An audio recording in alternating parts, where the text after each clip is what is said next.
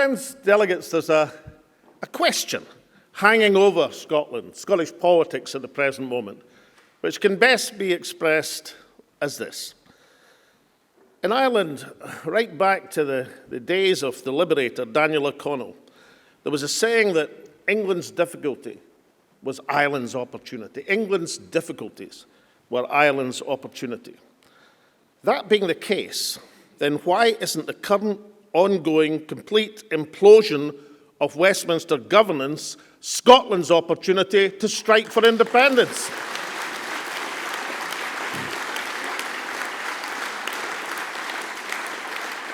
Over the last few days, we've witnessed something extraordinary in politics: the total collapse of the authority of the British government.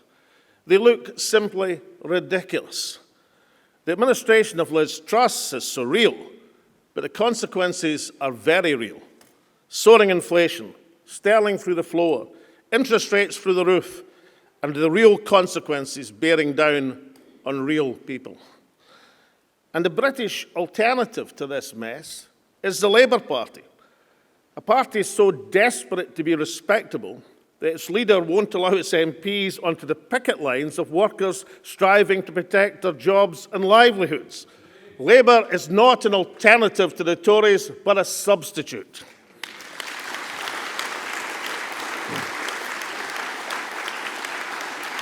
There was an interview just the other day with Andrew Marr and the English historian Max Hastings, when Hastings was bemoaning the fact that Britain now looked really absurd in the eyes of the world.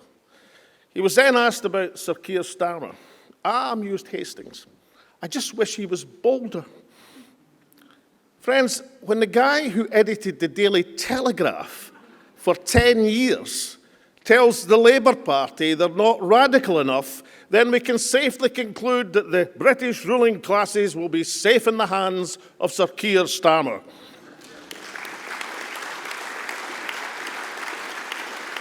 Harold Wilson once said that the Labour Party were a moral crusade or they were nothing. Well, it's certainly no moral crusade, and it offers nothing for Scotland. Hapless, hopeless, inept, embarrassing. A description of Liz Truss's government, certainly, but also, unfortunately, an accurate description of the events in the Supreme Court of this week. You know, friends, if Alba had not been founded last year, we'd had to invent it this year. That's the only conclusion from these farcical proceedings. It's only political progress by Alba which can prevent them becoming not just farce, but tragedy for Scotland. Let's examine what's at stake here. For a quarter of a century, the national movement in Scotland, led by the SNP, proceeded down the path of gradualism. The strategy, one of reconvening, securing the reconvening of our Parliament, winning a majority in that Parliament, securing an independence decision from that secured platform, succeeded beyond the wildest hopes of those who promoted it, including myself. The Parliament was secured in 1999 against the expectations of many. The majority government was won in 2011 against the forecasts of just about everyone. And a referendum was secured in 2014 to general astonishment. The government which I led only needed one mandate to secure an independence referendum.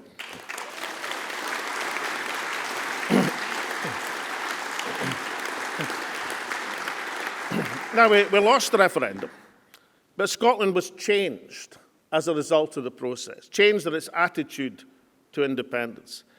And the route to revisit the question by majority in the Scots Parliament seems secure. Indeed, in the aftermath of 2014, even the Tory party accepted that position. All of these historic gains have been frittered away over the last 8 years until the denouement in Middlesex Guildhall, 2 minutes' walk from the Palace of Westminster. Now, I don't claim, as many do, to know the result of the proceedings. Indeed, at times, watching the court proceedings, I thought the English judges on the panel were beginning to feel sorry for the Scottish case.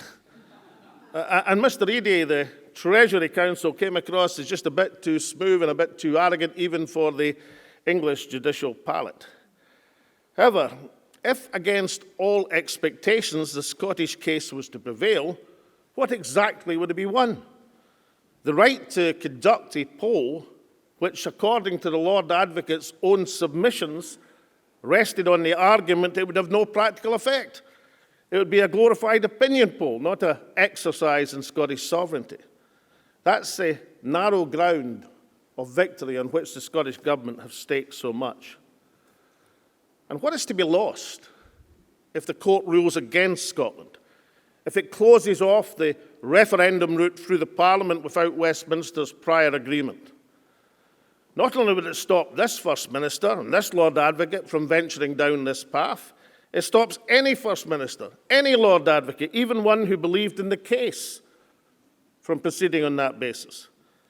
Indeed, it would stop any Scottish minister introducing such a bill in good faith, as say advised by, well, Joanna Cherry KC or Aidan O'Neill KC, from going forward, or any backbencher prepared to put Scotland's cause in Parliament, going where their own government fears to tread. People sometimes ask me, what practical benefit would there be if Alba had been successful in our argument last year about an independent supermajority? What would have happened if Eva Comrie or Tasmin Ahmed Sheikh or Chris McElhenney had been elected to the Scottish Parliament? Well, for one thing, right now, there would be an Alba independence referendum bill in the Scots Parliament unencumbered by the Lord Advocate's self-imposed veto.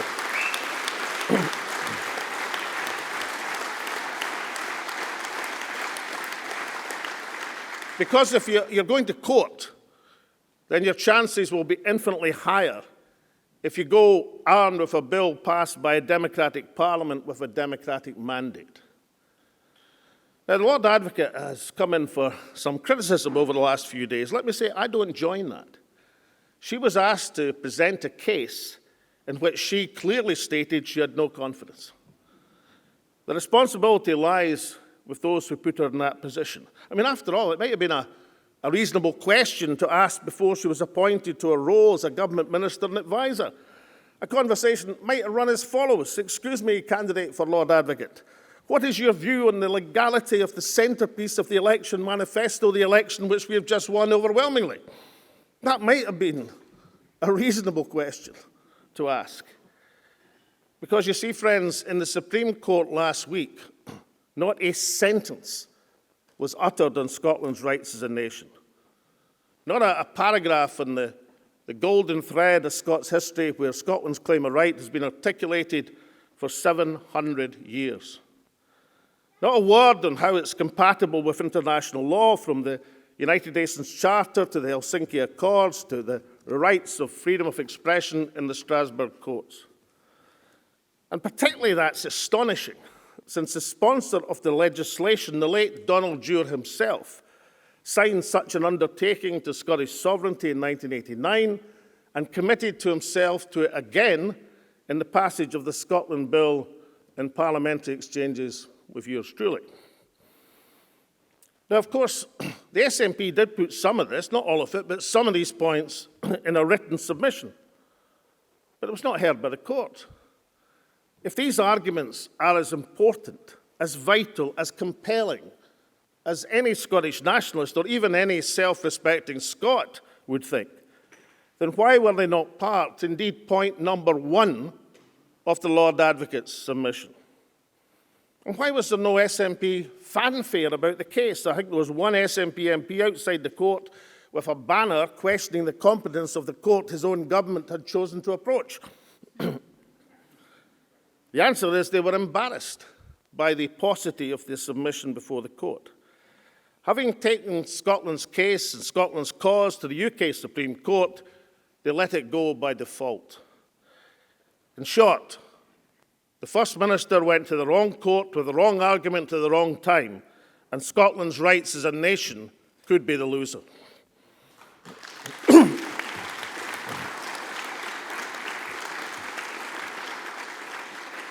So what's Alba going to do about it? Well, firstly, we've commissioned an opinion from one of Scotland's top case sees on the real legal basis of Scotland's right of self-determination. A case that we'll have ready to take to whatever court when it's required, domestic and international. Domestic and international.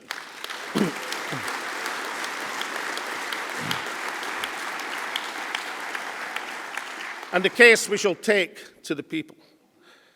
Because the second action is in the field of politics.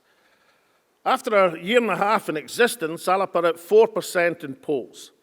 Can we get to 6% by the next Scottish elections and win seats? Certainly. Can we get to 14% and win lots of seats? Probably. Could we get to 40% and transform Scottish politics? Well, perhaps in one set of circumstances. If the party which has been entrusted with leading the charge for sovereignty completely drops the baton and refuses to move forward. And you can be sure that any hint of success for Alba elected in their elections, the SNP elected representatives will suddenly rediscover their enthusiasm for independence. And that's important, friends. Many years ago, I and others embarked on a campaign to replace Labour as the leading party of Scotland. We knew it was a long-term project, but we also knew that with any sign of progress by the SNP, Labour would suddenly restart the long dormant campaign for a Scottish Parliament. And we knew that would be valuable for Scotland.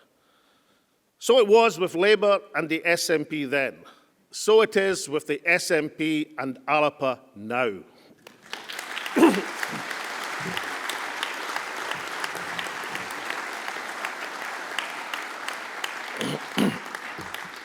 But in the meantime, delegates, we have the third leg of the First Minister's strategy, the plebiscite election. The first two legs were, firstly, to the campaign to tell Westminster that Scotland wouldn't stand for refusing a referendum. That's the campaign. If you blinked, you missed it. The second was the Supreme Court debacle. And now there is the third, the plebiscite election. If it's to have any effect, and not just a meaningless ploy, then such an election would have to be special. Firstly, it should be said a Westminster poll is not ideal. The franchise would exclude 16 to 17-year-olds and many of our friends in the New Scots community. Indeed, in a poll released today, shows that independence and the Union are effectively tied. But it shows that among New Scots, people born out with the UK are the most likely to vote yes by a resounding 57% to 43%. Some of that success, friends, is due to the outstanding work of Scots Asians for Alba and African Scots for Alba, and they have our thanks.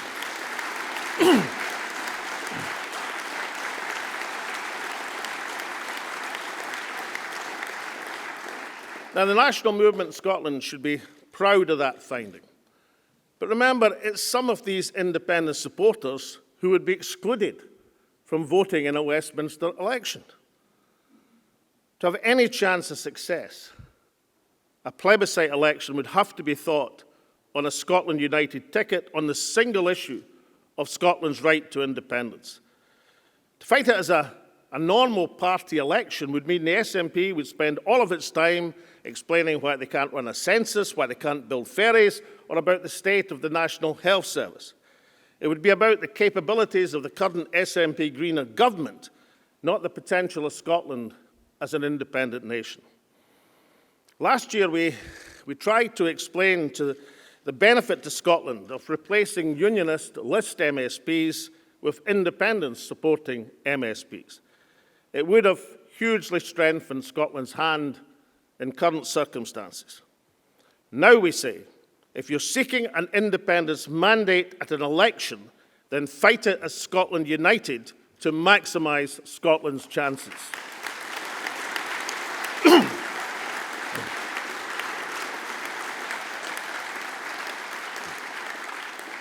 But of course, there already are 4 mandates for a referendum. What Scotland needs most of all is the political resolve to press the issue now. We're told that we can't have a referendum because the Tories say no. Now I see what's stopping us. It's the almighty political power of Liz Truss. That colossus of the Westminster scene is the person stopping Scotland's right of self-determination. Delegates, let's introduce reality. A puff of wind would blow over the Westminster government. The only job safe in Downing Street right now is Larry the Cat, who might get moved to the Treasury at any minute. What we need is parliamentary action, such as that displayed by Neil and Kenny this past summer.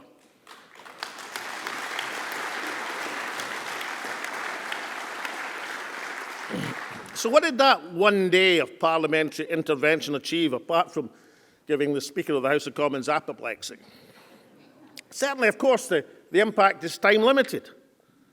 But let's imagine, just let's say, it was happening every day, with every nationalist MP taking part. With a determined band of 50, you could bring Westminster to a halt until Scotland's democratic rights were recognised. That's the reality.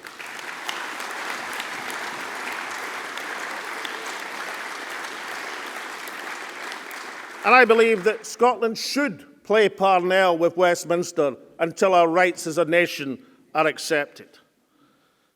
That parliamentary initiative has to be backed by popular action.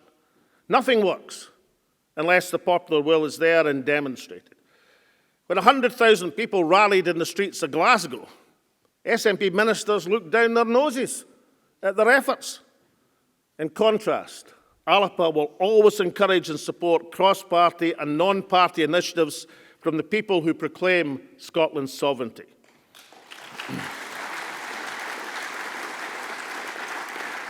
Because that popular assertion is required, so badly needed. And finally, Scotland's elected representatives. What are they doing when our country is laid to waste? Right now, they should be meeting in a convention to assert Scotland's rights to the world, our claim of right to the world.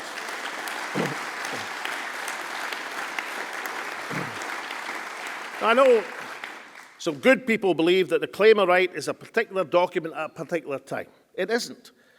It's many documents, many letters, many declarations, many conventions over the centuries. It's a golden thread of Scottish history stretching back over 700 years. And it can be summed up in two simple sentences. One, Scotland is a nation. And two, the people of that nation are sovereign.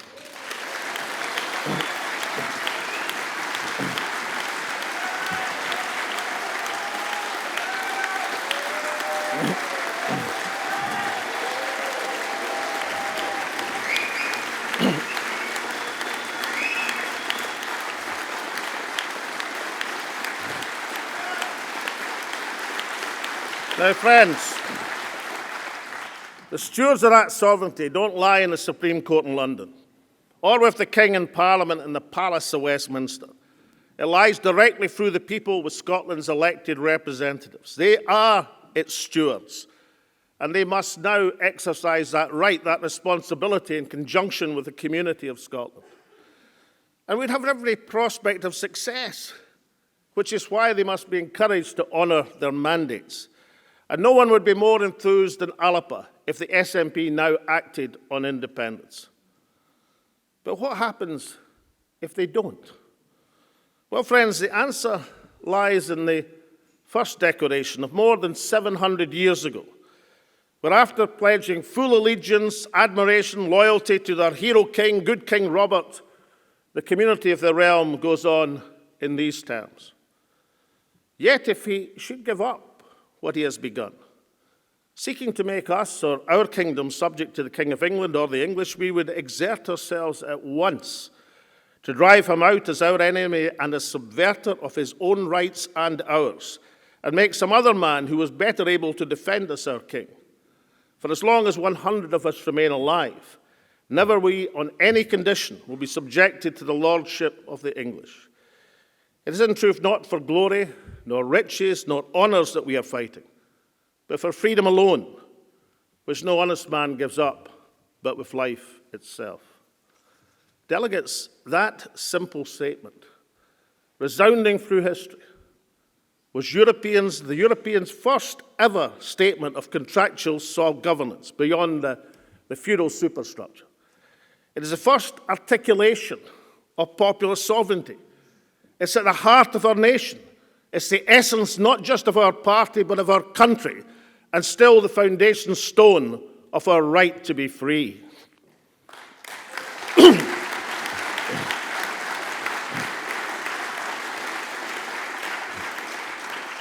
Delegates, we are 18 months old as a political party, just 18 months old. But look and be proud of what we've already contributed to the debate on Scotland's independence. We have published and distributed 100,000 copies of the Wee Alba book and held 40 public meetings around Scotland to promote it. I've enjoyed just about every one.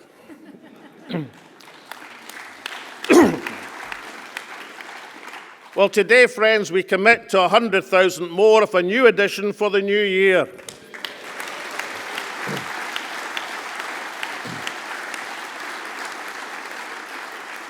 In that book, we articulated the new case for independence for 2022 and beyond.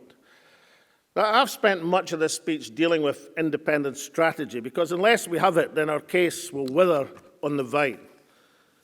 But equally vital is the why of independence, the practical moves which make independence workable and beneficial to our fellow Scots, the vision of a fair and prosperous society which makes the pursuit of independence worthwhile. In the Wee Alba book, we explain why joining the European Free Trade Association is the way forward for Scotland.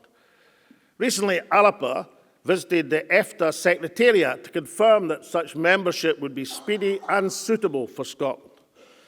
Now, it doesn't matter if you think the European Union is the devil incarnate or the best thing since sliced bread. The 5-year timescale for joining it makes it of little practical use in Scotland when independence negotiations will last 18 months to 2 years. In the Wee Alba book, we explain how to set up your own currency and how quickly to assume its responsibilities. Despite everything that's happened since 2014, the SNP clings to old answers. In the Wee Alba book, we explain why borders are nothing to be frightened of if you have a plan. The relative economic success of Northern Ireland demonstrates that open trade with the whole of Europe is more important than an administrative border for goods in these islands. Recently, an Alba delegation visited the World Trade Organization to ascertain how Scotland can secure its position in trading terms during these negotiations. We received a warm welcome, sound advice on how to proceed, and one piece of devastating information: the SNP government have never even visited them. Why not? Don't they understand that if we're going to provide for being successful in a referendum, you put yourself in a position of independence negotiations where you have to have an immediate safe anchorage like EFTA, you have to know your trade deals are intact, and you have to have a timescale for delivering our own currency. These things are essential to the success of independence. In short, you have to have the answers. In the 6 years since Brexit, the SNP have been paralysed on the independence case, while the world has moved on. In the 18 months since Alba was founded, we provided key answers to the big questions, where the SNP, with its 300 staffers or more, look on. Alba explained why the economic and social future of Scotland is bound up in renewable energy and the necessity of making that wealth flow to the people through a public energy company. That's a key message to a people who've been condemned to fuel poverty in this land of energy plenty. Our ideas have been copied by Keir Starmer, and the SNP have given away chunks of Scotland's riches in the disgraceful ScotWind auction. Scotland, after 50 years, half a century of the ransacking of Scotland's oil wealth by Westminster governments and international capital, Surely the lesson has been learned. Scotland's renewable resources must belong to the Scottish people.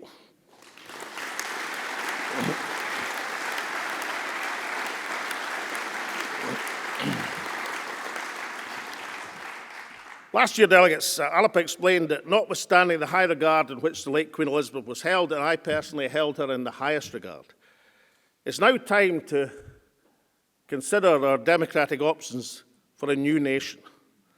Is anyone in the national movement seriously saying that we should build the modern constitution of a new Scotland on hereditary monarchy and enshrine the succession of King Charles and a new King Billy?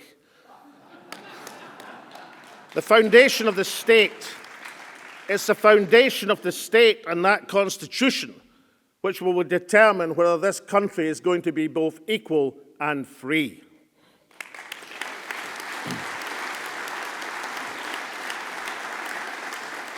Now, this year, Alba proudly stands as a party who speaks up consistently against illegal invasions, which was why we condemned the Russian invasion of Ukraine. But we're also a party which promotes the cause of peace. We live in a Europe where a war is raging with the threat of uncontrollable escalation, and yet the only strong leadership voices for peace and negotiation have been Pope Francis and President Erdogan of Turkey. While Western European economies are being wrecked by spiralling energy costs, Turkey, through patient negotiations in July, got the Ukrainian grain crop flowing through the Bosphorus Straits. Designed to help ease global food prices by increasing supply, that pact has been the only diplomatic breakthrough in 8 long months of war. But do you hear the UK mainstream media talking about this diplomatic initiative, which has meant many less people starving across the world? Not a bit of it. They're too busy salivating over the war to talk about the prospects for peace and negotiation. Since the 1960s, the national movement of Scotland has derived much of its moral force, not just from the removal of weapons of mass destruction from Scotland's waters, but exercising from Scotland the destructive mentality which they represent. Alba, Scotland, must always stay true to the path of peace as well as unilateral nuclear disarmament.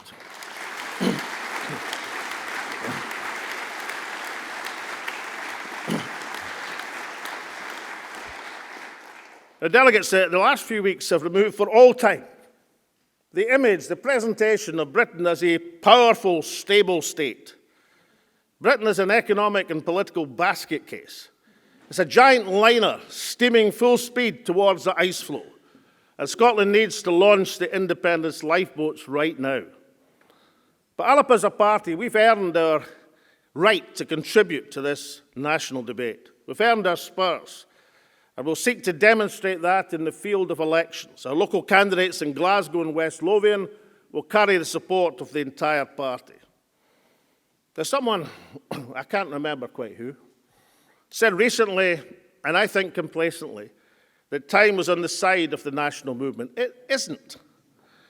If we continue to miss the wide-open goals of the last few years, we shall never be forgiven by future generations. If we allow our people to shiver in their homes with fuel poverty in this land of energy plenty, we shall not be forgiven by this generation. Instead, let's have a different prospect. Let's seize the moments of Britain's crisis for the opportunity to claim our right of independence. The people can look to Alba for urgency on independence, for a strategy to take us there, to keep hope alive, and above all, for an exemplar in our actions of this day, how Scotland can secure a new country for tomorrow. Thank you.